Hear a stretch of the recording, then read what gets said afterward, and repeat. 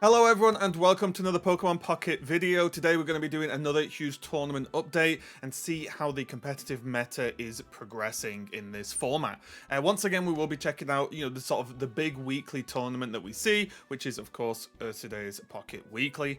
We do, or at least I am recording this on a Sunday, which means we have just had the Swiss, which is what we're going to be looking at. And also as well, the Swiss is like the biggest amount of games, the biggest sample size, and top 32 is super cool to look at, but I think Swiss gives us a good idea of what's going on anyway.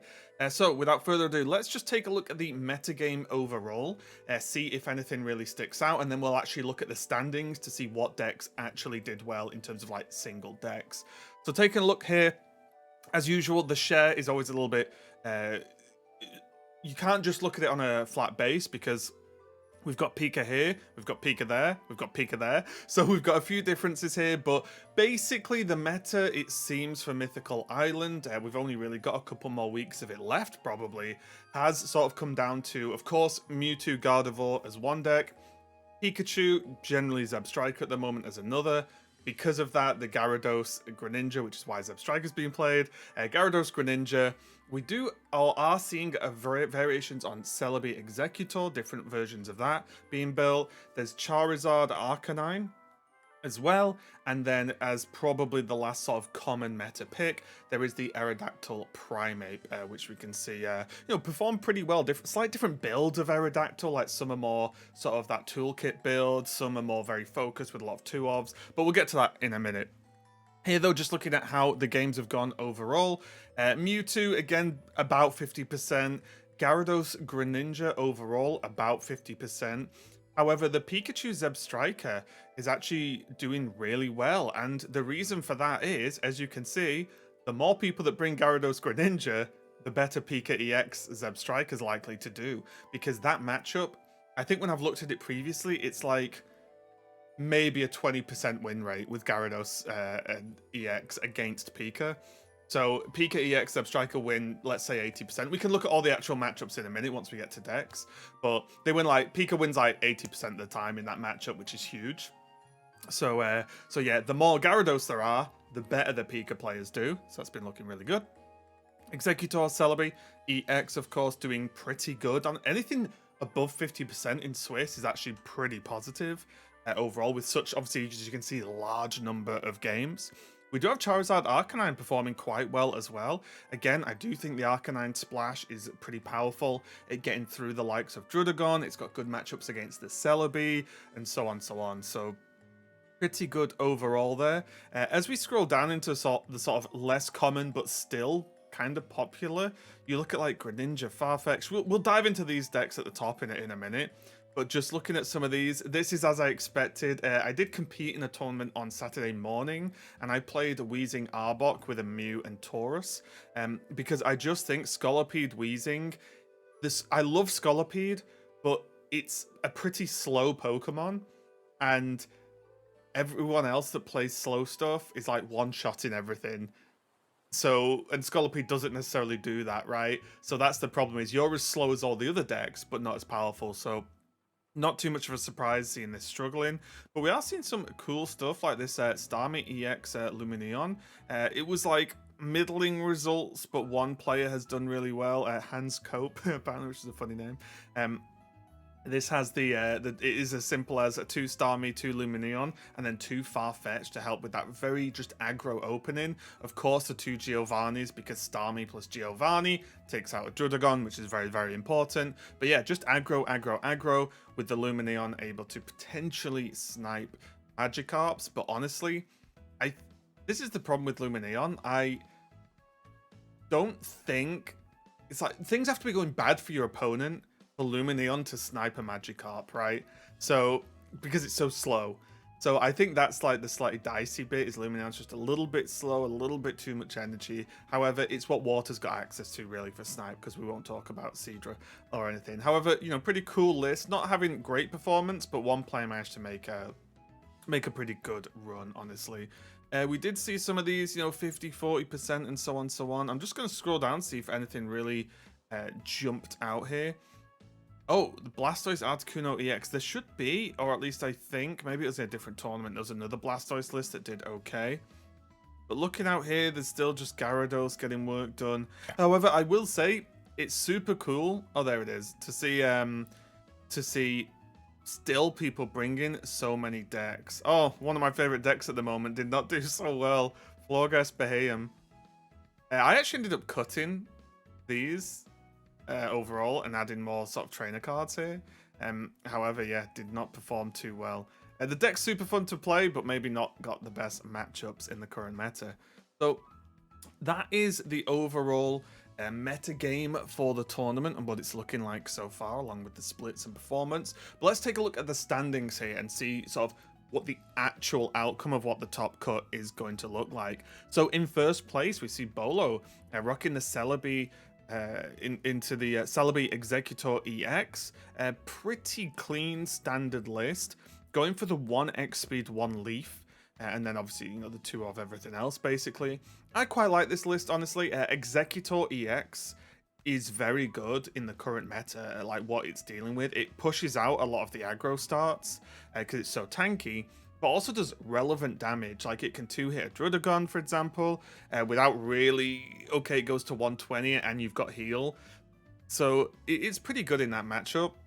But also, it can often just go a little bit too fast for the Gyarados to really get going. And even with that, you do get a chance at just smacking the Gyarados with like a big Celebi with buffed by Superior.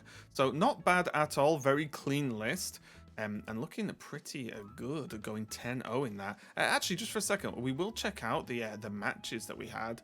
So it's been farming Mewtwo a lot and farming Pikas and farming the fighting decks, which all kind of makes sense, right? Like Aerodactyl's ability doesn't perform too well against the against Celebi because a lot of the time you've either already evolved an Exeggutor or you have Celebi in the active, which doesn't need to evolve.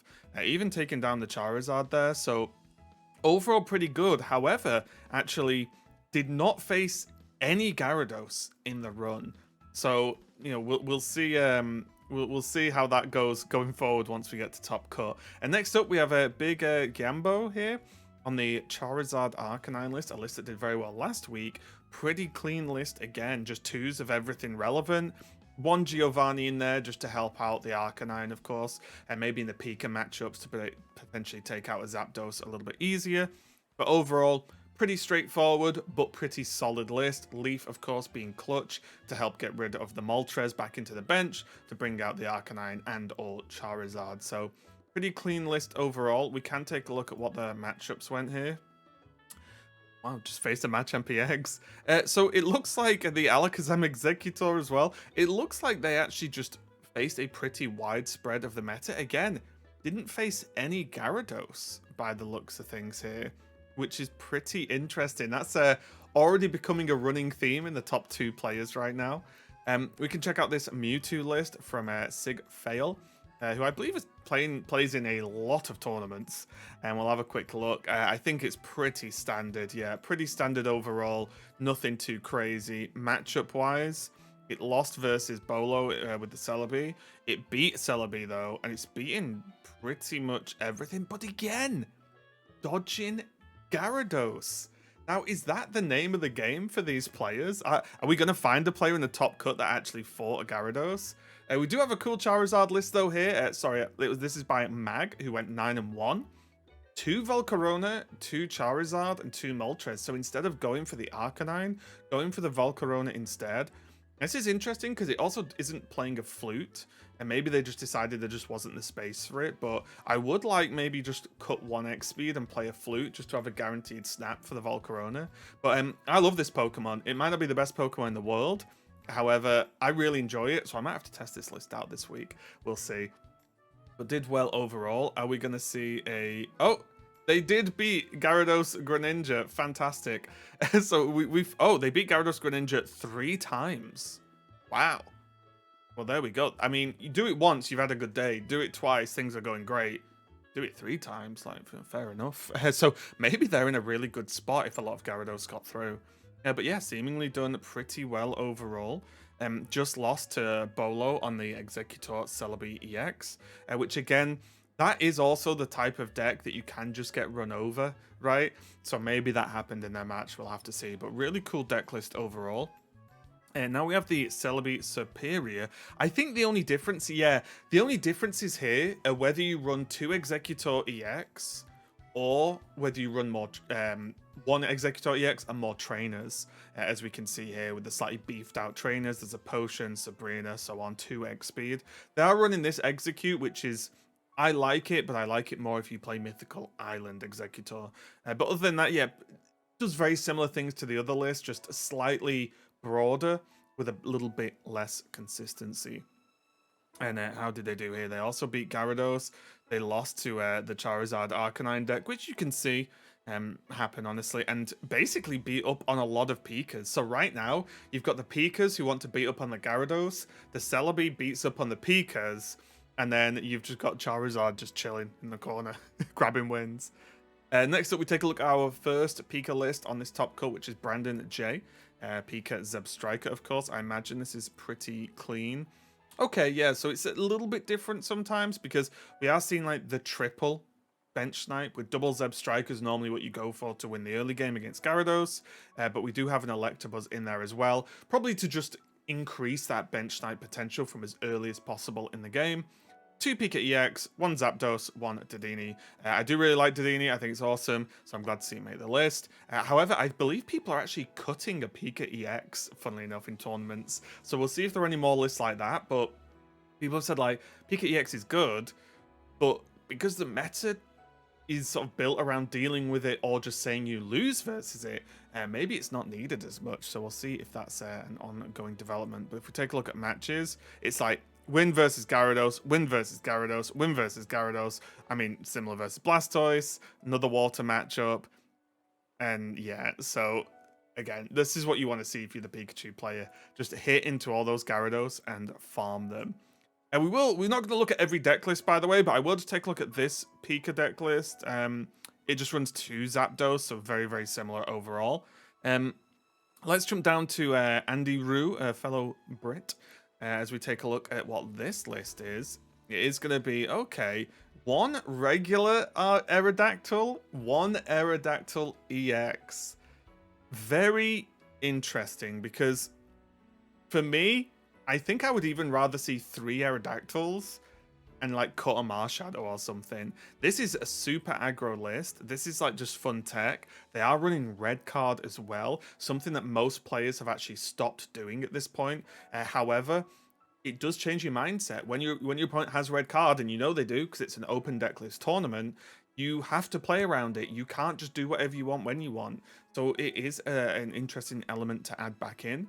However, for me, my concern, obviously they've done very well, so what do I know? But my concern is I feel like Aerodactyl EX is so good that even running 3 total Aerodactyls, if you want to run the normal version, is fine, because you kind of always want that EX. I feel like it is very strong, and if you can get it early, it can snowball games. But still, very, very good performance from Andy Rue. Let's take a look at the matches. So they've beat Gyarados a few times. Fantastic. They've beat a Primeape, so another fighting mirror. They beat this Greninja Mew. They beat an Alakazam. They beat a Pika. They beat a Mewtwo. And they tied against a Pika, apparently, in the top. I don't know if that was a agreed upon tie or not. I'm not exactly sure what the rules are on that. But regardless, good performance from a bit of a surprising deck. Next up, we have an 8-1 with the Articuno Greninja here. And that is just pretty much what you would expect. Just, I'd say, good old Articuno Greninja. But done well overall. Lost versus a Pika and tied versus a Pika.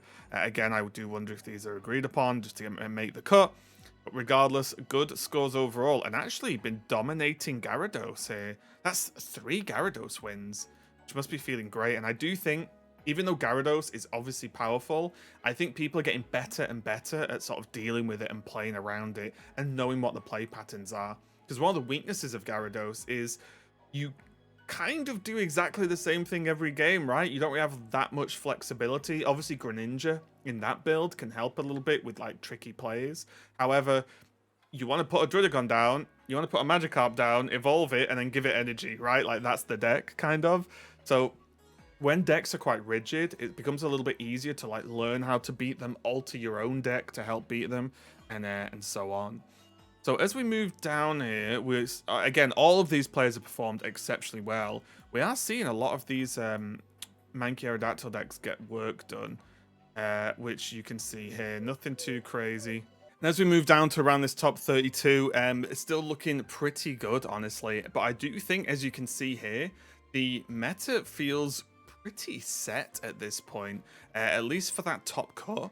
But as we do scroll down, we can take a look at some other decks, because again, all of these 8-2s have still done exceptionally well. This is the deck I wanted to bring your attention to, and I'm probably going to try this because it looks hilarious, honestly. It's gone 8-2, Tentacruel, Lapras EX, Hypno, and 2 normal Articunos. So tank, put them to sleep, and poison. And I mean, it's done pretty well. They've had a great run. This player's called Din Lo from Hong Kong by the looks of things. And if we take a look at the matches, they lost versus the Greninja Mew. They lost versus a Mewtwo, but they have done well against a wide spread of decks. They've also beat up Mewtwo a fair few times, beat Charizard, beat Pika. They haven't run into a Gyarados yet. However, I imagine that the plan's the same, right? Tentacruel kind of deals with a Druddigon, and then you just spam sleep on the Gyarados and hope it works with the poison. So this is definitely a deck I am going to try, just because it looks funny, and I'm a Tentacruel enjoyer anyway. And maybe you could just see what Hypno does, because I imagine there's no psychic energy in this deck. Maybe I can get that checked, maybe I can ask some of the players, but I would guess there's no psychic energy and that it is just there for the sleep. So it'll be really interesting to test this deck and see how it works. But I do think that an 8-2 performance with Hypno Tentacruel is something to be highlighted from Din Lo. So huge congratulations there. Really good performance going 8-2 in a tournament that is so stacked. As we scroll down now, I'm going to try and check if there's anything too crazy going on. I don't think there is. I will link this tournament, of course, the page for you guys under the video, so you can check stuff out for yourself. But I think as we move towards the end of the Mythical Island meta, people are kind of locked into this sort of 4, 5, maybe even 6 deck meta. And then it's just about exactly how you build those decks and how you sort of play on the day, right? And obviously get a little bit of luck on your side too. So yeah, just thought I'd take a quick look. I say quick, I do babble on a bit. Sometimes I get excited about tournament stuff. Just take a quick look at the decks, some highlights from some of the top players, and yeah, I'm looking forward to seeing who takes it this week. But yeah, that's just it. A quick tournament review of the Swiss with so many players. Again, shout out to Ursi for running these tournaments. They're awesome. It's super cool to have them every single week as well, and have a pretty solid prize pool too. So yeah, shout out to Ursi. Go and follow her. Go and follow the tournament as well. And yeah, thanks a lot for watching. I'll see you guys next time.